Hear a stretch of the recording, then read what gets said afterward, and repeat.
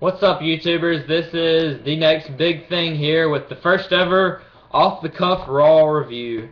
Now what is this? This is basically off-the-cuff is a slang term for speaking out of thin air, no notes, no anything. It's just me sitting in front of the camera talking to you.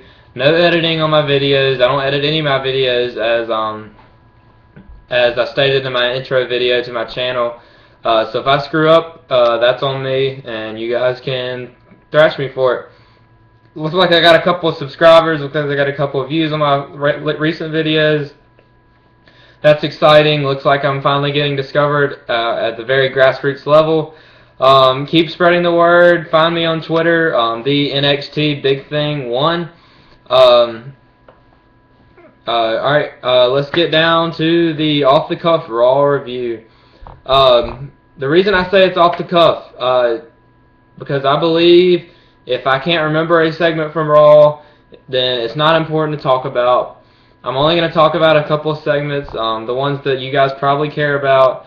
I'm not going to give many. I'll give you some inklings, but I'm not going to give any real predictions on Night of Champions yet because I will be releasing a video early this weekend, maybe Thursday night, late Thursday night, or Friday during the day. We'll see. You guys look forward to that. And here we go with our Raw review. We started out with the Cutting Edge with Daniel Bryan as the guest. It was awesome seeing Edge on Raw again. I love Edge. Thank God they put him back. He did an awesome job on the Cutting Edge. He is a great mic worker. This was a great segment. I love the Daniel Bryan stuff. I love how he came out talking about how he can beat Randy Orton, and I love the little temptations from Edge. Daniel Bryan responding very well. First of all, let me state by saying the crowd pop for Edge was unbelievable, but even more unbelievable than that, the Daniel Bryan chant that the crowd came up with. Oh my God, that was probably the loudest. That was probably the loudest chant of someone's name that I've heard in a long time. Probably since like maybe even Stone Cold or something. Like that was unbelievable. And then out comes Randy Orton and Triple H. I love their stuff. Edge completely ripped into Triple H. Love to see them two interacting together. Brings back old memories. Edge told Triple H that he was wrong about people, wrong about John Cena, or wrong about I can't remember who else he said. But regardless, he was and then Triple H even admitted that he was wrong. So that was a wonderful segment. Unfortunately, that was the best segment of the show. So great opener. Now let's get on to all the other stuff. This show had a very curve to it. It started very high, went down, came back up. The next thing I want to talk about is the Paul Heyman, Curtis Axel versus CM Punk storyline. Really enjoyed this one too. I thought they did a great job with the Paul Heyman injury thing. That was interesting. I have my own doctor. I don't need your doctors. I don't use your doctors.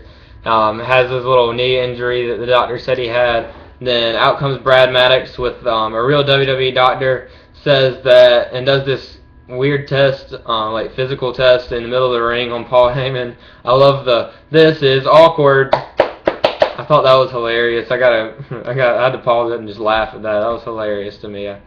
Funny stuff. Crowd was great tonight, by the way. That adds to the show. Then out comes CM Punk with a kendo stick.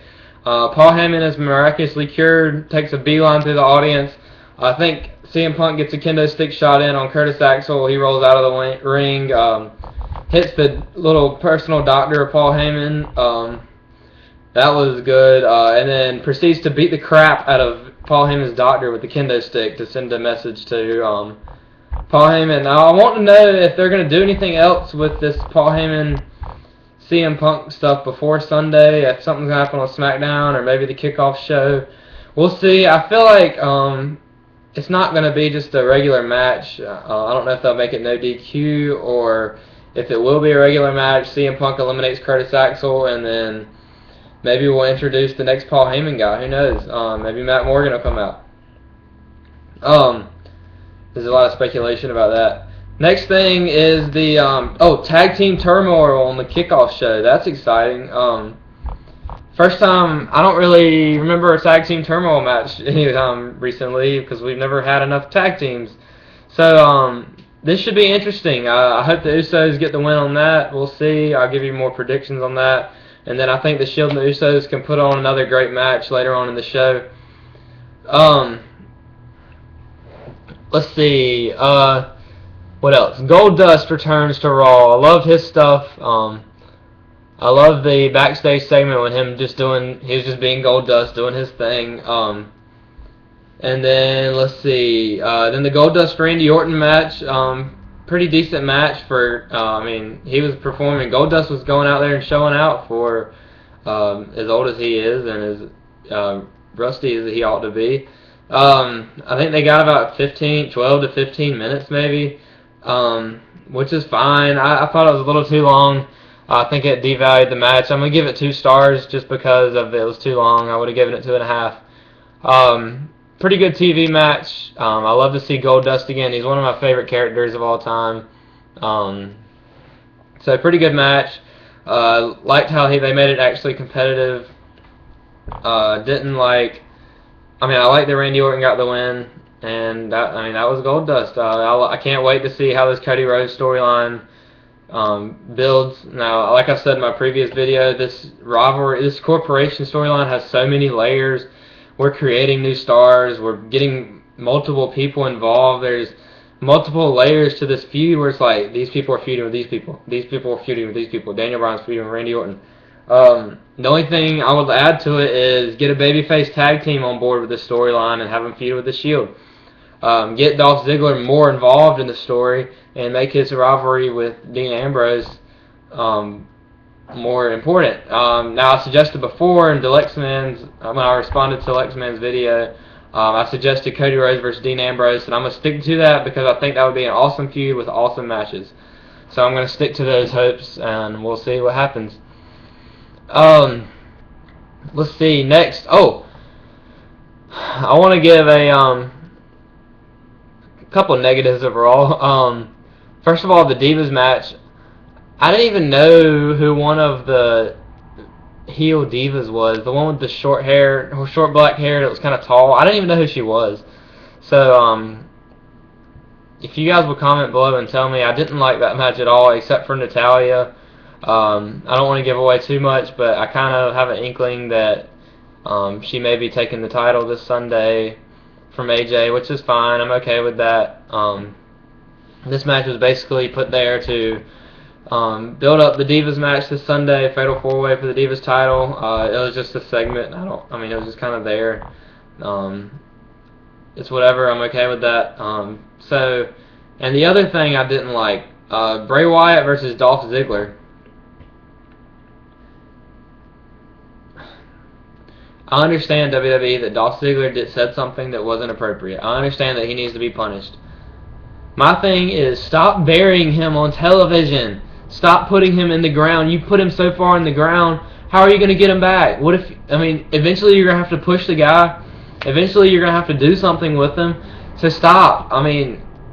Just stop burying him. He's not, you're going to need him later. Just take him off TV. I'd rather him be off TV than doing this shit.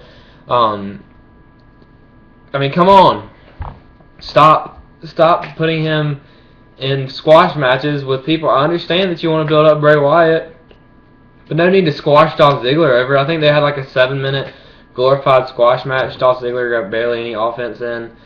This match was just terrible. It wasn't the match was terrible. It was just that, it was a squash of Dolph Ziggler, and it was just burying him over and over again. And now, when you want to build him back up and put him back in the WWE title picture, the World Heavyweight title picture,